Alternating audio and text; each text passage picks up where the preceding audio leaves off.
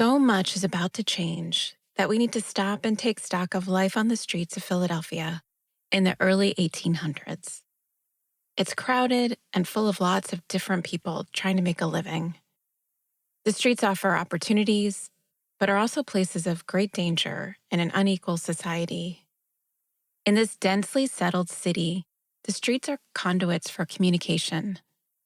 How better to make your point with your fellow residents than to parade right through their neighborhood? The streets overflow with celebrations that highlight the powerful, but they also provide space for those without power to have their say. It's rowdy and boozy and sometimes frightening. Some parts of this past will stay with us, but a lot of it won't last. So let's stop and look around before the upheaval of the 19th century.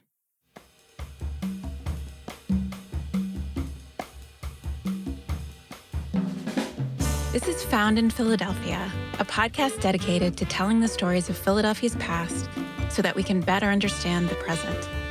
Because our history matters. I'm your host, Lori Almond.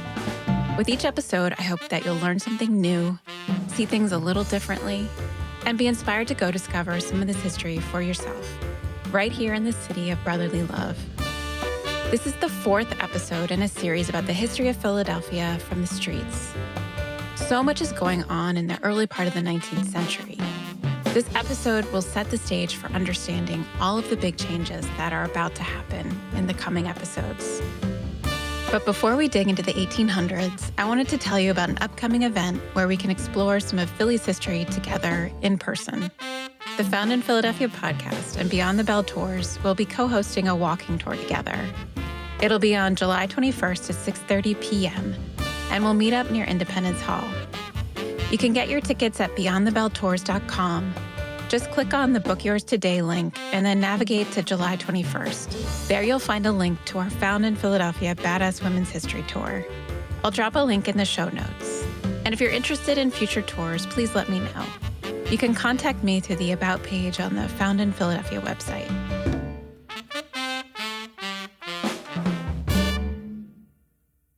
In the last episode, we covered how the streets of Philadelphia witnessed a number of dramatic events since the reading of the Declaration of Independence in 1776. War, occupation, political turmoil, and plague. We'll take up the story of Philadelphia streets in the early 1800s. We'll see what the streets were like, how slavery still impacted the city, and experience the rowdiness of Philly's street celebrations. So what did Philadelphia look like in the early decades of the 1800s? Philadelphia in these years was still densely populated. The city had fully recovered from the slow growth of the Revolutionary War years, and about 68,000 people were living in the densely settled blocks close by the Delaware River and its ever-growing docks. Settlement was pushing north beyond Vine Street and extending below South Street, but always staying close to the river. City development petered out around 10th Street. It was still really important to live near the river. And the shipyards along the Delaware became even more important because of their support of the United States Navy during the War of 1812. Part of the reason that housing was so slow to grow past 10th Street in this period is because it took so long to build streets, sidewalks, and water infrastructure. It was much easier to build a house on the edge of town than it was to get the streets and sidewalks paved and water pipes connected. So people continued to crowd into the back alleys and courts within the city blocks along the Delaware. According to historians, the average city dwelling was 1,600 square feet in size, and most importantly, housed 7 people. And while the housing size wasn't necessarily unusual for this time period, the number of people living in that house was much higher in the city than it was in the country. And Philadelphia, as one of the largest cities in North America, attracted a wide variety of people. The city streets would have been a diverse place where many languages were spoken. A quarter of residents came from Germany, often with only agricultural skills, so many worked as laborers. German-speaking communities clustered in the northeastern part of the city. People of Scotch and Scotch-Irish descent made up another quarter of residents in 1800. They tended to live on the southern end of the city, or nearby the docks. In contrast to the Germans, the Scotch were more solidly middle class, working as merchants and doctors. About 9% of the city were Irish immigrants, most of them desperately poor refugees who lived in cheaper housing near the outskirts of the city to both the north and south. Though they were among the poorest in the city, they were also enterprising, running small shops and groceries, and volunteering to join the militias to fight the British during the War of 1812. And this is important. The majority of the Irish immigrants from this period were Protestant, which meant that they were much more accepted than the Irish Catholics who would come later. The city also had a significant and growing free Black population, which was also about 9% of the city's population in 1800. Slavery was almost completely gone from Philadelphia streets, with only 55 enslaved people documented in 1800. The Black community lived in close-knit neighborhoods, especially in the blocks to the southwest of Independence Hall, at what was then the edge of city development. Many of the Black residents in these neighborhoods had likely escaped slavery, as many of them refused to give their names to census officials in 1800.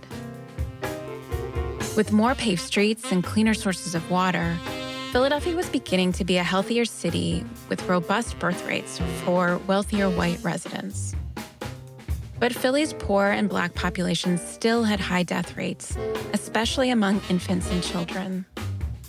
These groups still lived in the crowded and less healthy back streets of the city, where trash collection and street cleaning rarely happened.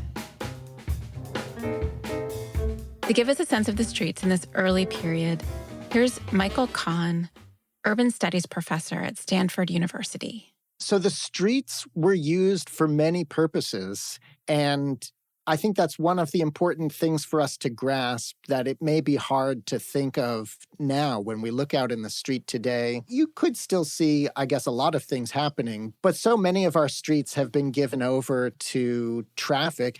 That would not have been true in the 19th century in probably just about any part of Philadelphia. So walking around Philly's crowded streets must have been an intense experience. So much of working class life was happening out in the street.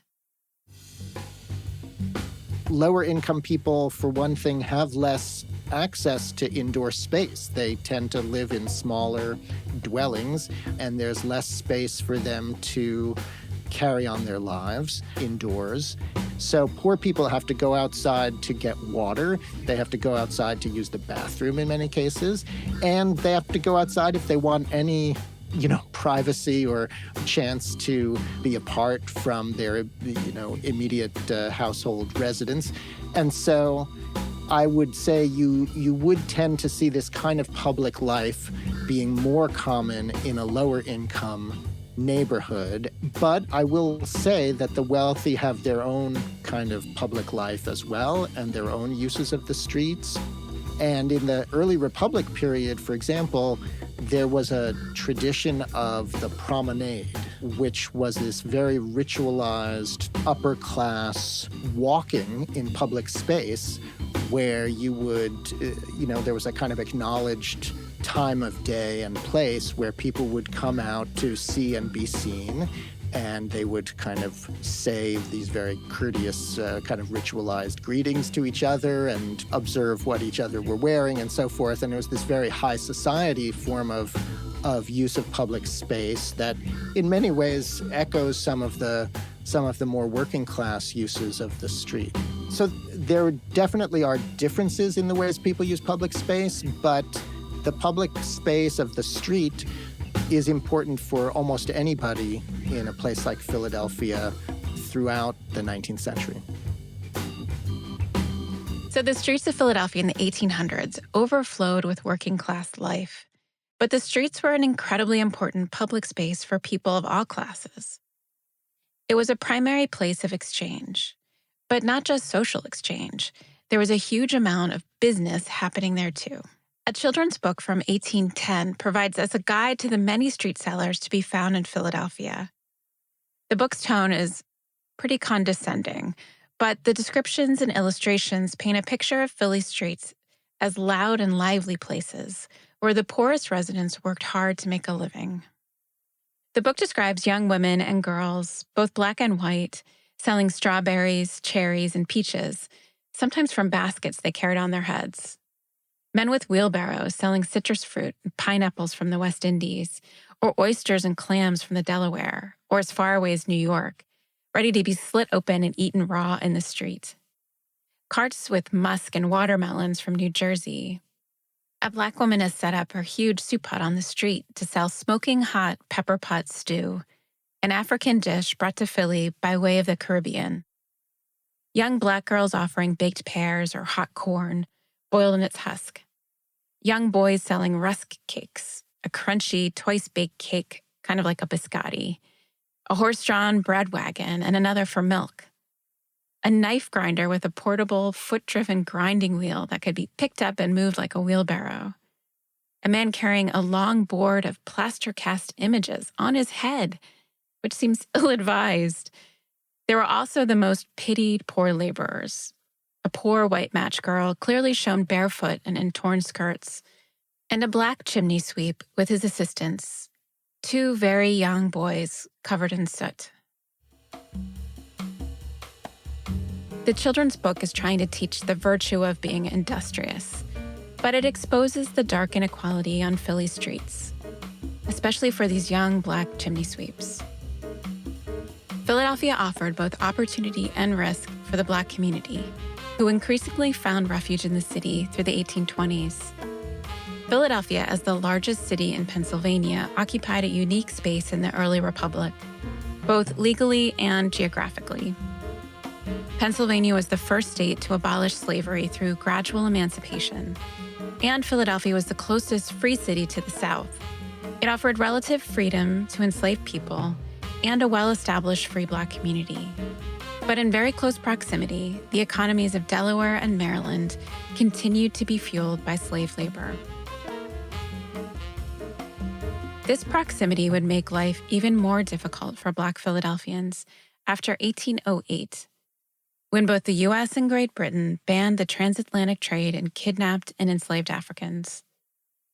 But whites in the South continued to trade enslaved people who were born on American soil, and Black residents of Philadelphia could get swept up into the ongoing domestic slave trade. A series of highly publicized events in the 1820s reveals how precarious Philadelphia's streets could be for its Black population. As early as 1799, Black abolitionists in Philadelphia, led by the Reverend Absalom Jones, warned the U.S. government that free Black people were being kidnapped on Philadelphia streets and sold into slavery in the South. Pennsylvania retaliated with some stiff kidnapping laws, which imposed a penalty of 21 years in prison if found guilty. But after the transatlantic slave trade was banned, kidnappers found that the domestic slave trade was just too lucrative. It was worth their while to risk arrest, and their primary targets were poor Black boys. Many of the Black migrants coming to Philadelphia were often desperately poor. In most cases, the whole family had to work, including young children. These children had to live separately from their families, staying in their employers' houses as servants or apprentices. This would have included the sooty chimney sweeps from the children's book. Young Black kids without steady work were out on the streets trying to earn some money, like unloading cargo on the docks or running errands, or helping to load and unload wagons. Some of them were on their own, runaways from slavery themselves. And these children were easy prey for the kidnappers. In 1825, nearly 20 Black children were reported missing in Philadelphia. Most of them were boys between the ages of 8 and 15. And because of the bravery of these boys, we have a record of what happened. The boys were victims of a gang that worked across state lines. A Black sailor was part of the mostly white gang, and he was key. The boys would be more likely to trust a Black person, so he was the one who would lure the children away. One boy thought he was being offered work. Another boy followed the sailor down a back alley. Once they were away from the main streets, the boys were overpowered and then forced down steps into a basement and bound with irons. When they'd kidnapped enough children, they were then placed on small ships and sailed to Maryland and Delaware. From there, the boys were made to walk barefoot across country, treated brutally, and sometimes killed. The kidnappers sold the children into slavery along the way. all the way to Mississippi. Here's where the story takes a strange and truly only in America twist. One of the kidnapped boys, named Samuel Scamp, spoke up and found a surprisingly sympathetic listener in a white Mississippi planter who was looking to purchase him as a slave. The Mississippi planter then reached out to the mayor of Philadelphia, writing that he had a group of children who claimed to be free and from Philly. Scamp had impressed the planter with his story, which the planter retold in his letter, which is how we know about it today. Scamp eventually made it back home to Philadelphia, but he was one of the lucky few. In all the years that this was going on, only 10 kidnapped children were ever successfully returned to Philadelphia. It's unknown how many more free children were enslaved this way, and none of the white kidnappers were ever charged. But fears of their children being kidnapped on the street led the Black community to form vigilance committees to protect the most vulnerable. These organizations were the beginning of the network that would later become the Underground Railroad in Philadelphia. In the absence of any rail protection from the state, the Black community pulled together to defend itself. So we've looked at Philadelphia in the early decades of the 1800s. It was a densely settled, diverse city where the streets were intensely social places, and many informal businesses thrived there. But it was also a city very near to the southern slave states, which could no longer rely on kidnapped and enslaved people from Africa to fuel their economy. And this made for very unsafe streets for Philly's Black population. But Philadelphia continued to provide opportunity and community for lots of different people. So let's look at how the city was growing and how this played out on the street. As the city grew in the early 1800s, the countryside was harder and harder to get to for ordinary citizens. In 1800, you could walk to fairly open country from the city. The forests were long gone, but the open country provided pasture for animals, places for gaming and sports, like horse racing and boxing, as well as land for foraging when times were hard for the poor. But as the city and its surrounding areas grew, open country was no longer a walk away. From 1800 to 1830, Philadelphia's urban population increased from around 68,000 in 1800 to over 168,000 by 1830. During the 1820s, the Black population of the city would grow even faster than the white population, tripling, at least according to official records. The unofficial numbers of those escaping to the city from slavery may have been higher. And by 1830, city development had finally reached Broad Street. As the countryside disappeared, Philadelphia began to show a bit more interest in the open squares that were set aside in the 1683 plan for the city. In 1800, these squares were unclaimed land, used as waste dumps for trash and dead animals. They served as unofficial cemeteries for marginal members of society. These included British war dead, prisoners, the poor, and members of the Black community. Center Square, where City Hall now stands, had been treated differently. Center Square housed the elegant but inefficient Waterworks pump house and its lovely gardens from 1801 to 1830. And it was also used as a militia training ground and a race course. But its most popular use was for large seasonal fairs and for public hangings, though these were stopped in the 1830s. Part of the interest in Philadelphia's original squares came from renewed civic pride in the city's history. And we have Lafayette to thank for that. In 1824, General Lafayette made a huge splash when he visited the city on his nostalgia tour of the United States. The 67-year-old Revolutionary War hero was welcomed to the city with a parade of dignitaries, war veterans, militia troops, and artisans. The streets along the carefully crafted parade route were marked by huge triumphal arches. People bought Lafayette souvenirs and crowded the streets trying to get a glimpse of him. Lafayette's visit revived interest in all things revolutionary and inspired Philadelphia to restore the tower at the old State House, which they began to call Independence Hall. And this is often cited as the first historic preservation project in the United States. Lafayette's visit also renewed interest in William Penn and the 1683 city squares, especially as the city prepared for the grand parades to celebrate Washington's 100th birthday anniversary in 1832.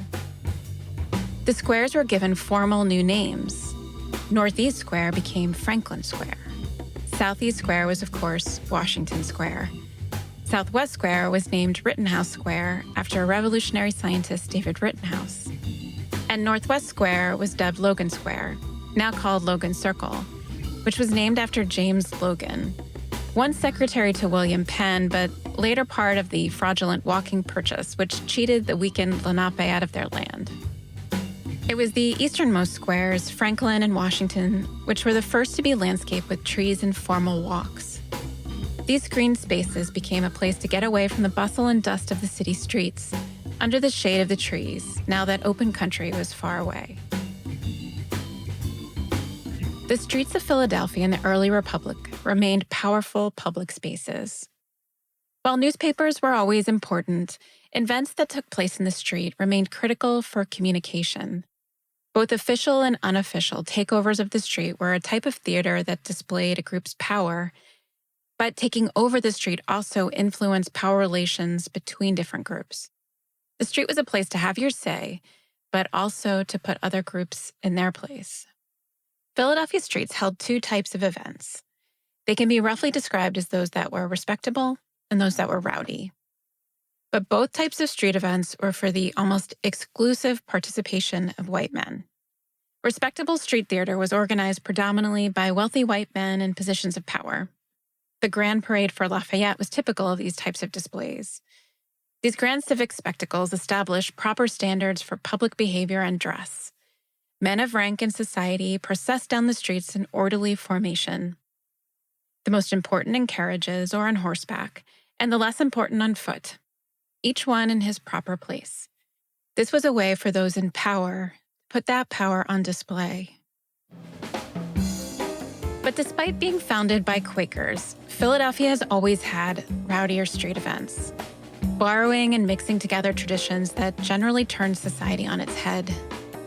Philadelphia had a whole calendar of seasonal festivities. These days offered small, temporary moments of liberty, set apart from the usual days of hard labor and working to someone else's schedule. The festivities were often alcohol-fueled and disorderly. And I should say that these days were even more alcohol-fueled than usual because Americans of all ages in the early Republic drank a lot, and all day long. It's estimated that the average American man drank between 16 to 18 gallons of hard liquor a year. And that means they were drinking one of those small styrofoam coffee cups full of whiskey every day. So let's take a look at this calendar of respectable events and their rowdier counterparts, which typically fell on the holidays such as July 4th, Muster Day, and at Christmas time. July 4th has always been a special day on Philly streets, but it was a day when the respectable competed with the rowdier element. The day would begin with cannons firing and church bells ringing to mark the day. There would be church sermons and speeches, followed by a parade of dignitaries who marched to a hotel to have long formal dinners. Outside, painted illuminations, flags, and bunting announced the occasion to those in the street. Militia troops paraded through the streets, often ending at Center Square. And this was where things got more raucous. Here, the militiamen would take advantage of the day off to gather in Center Square, drinking and gambling. The nights would often degenerate into street fights. Some in the working class tried to reform the holiday. During the economic depression following the War of 1812, Protestant evangelism and temperance were on the rise. These societies stressed the importance of family and the church over the street and the tavern. They organized huge parades on Independence Day that seemed to take over the city, trying to spread their message throughout the neighborhoods. Though temperance was a tough sell in these hard drinking days, and many wealthy Philadelphians just gave up, and they'd leave town on July 4th to escape the rowdy celebrations and the violence that often followed. Part of the problem with July 4th celebration was the compulsory militia system, which the working class hated. These militia troops would be required to join the official Independence Day parades, and whenever militia troops were forced to parade, things got a bit mutinous. This was particularly true on Muster Day, which was actually several days in May each year. Since the Revolution, men between the ages of 18 and 45 were legally required to muster and drill on foot with the public militias. Each militia volunteer was required to purchase the uniform and the gun they had to bear. Plus, they were forced to miss days at work when they had to muster and drill. And if they failed to show up, they were charged stiff fines. However, things were different if you had means. You could pay for a substitute to take your place. Or you could also pay to join one of the volunteer private militia companies that actually conferred a sort of officer status. This created a two-tiered system. The compulsory public militias were mostly made up of the skilled and unskilled laborers of the working class, who had to cobble together the right clothing and often couldn't afford to buy a rifle. In contrast, the private militia companies were only open to those who could afford to join, buy dashing uniforms, and maintain and stable a riding horse. So there was a great deal of festering resentment by the working class, who were forced to take time off of work, purchase things they couldn't afford, and march through the streets with their poverty on display. On muster days, crowds would flock to the parade grounds at Center Square to watch the militias. Men who couldn't volunteer, children, and the city's Black residents would all come out. And the day turned into a festival of sorts, with even more drinking than usual. Plus, there was dancing, and street sellers would come with their baskets, simmering pots, and carts and wheelbarrows. But at night, the streets of Philadelphia gave vent to working-class resentment on muster day. Mock militia troops paraded in delicious irreverence. They wore intentionally mismatched uniforms, the crazier the better, and they carried homemade musical instruments and household items like brooms and shovels in place of rifles.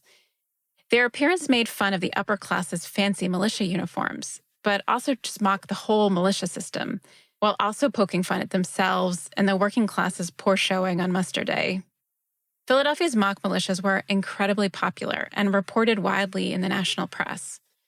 They would show up in the streets whenever things felt festive. The resentment towards the militia system went on for decades, and the mock militias endured as well. But with the support of Philadelphia's labor unions, compulsory militia service was finally abolished in 1858, just a few years before the start of the Civil War.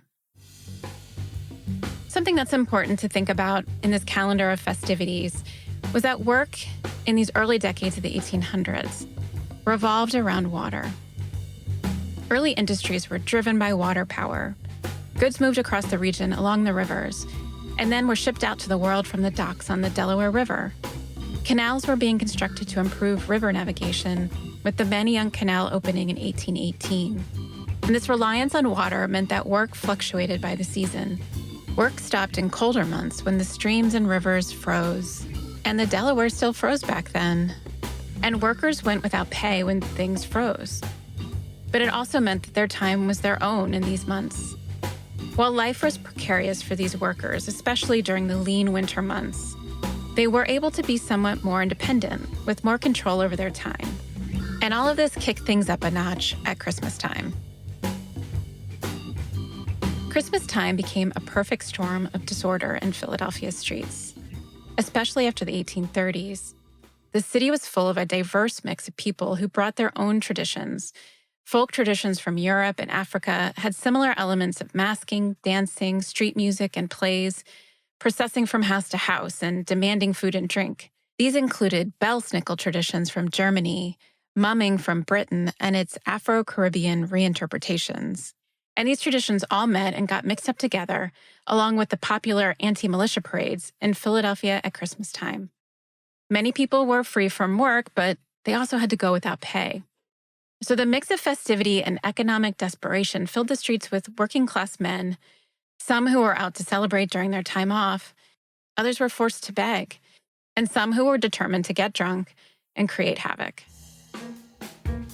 The hard edge of Christmas-time despair only got worse with the economic depression that followed the War of 1812. Groups of young white men, mostly from the working class, would wear wild disguises or mock militia dress, play rough music, and parade from tavern to tavern demanding drinks.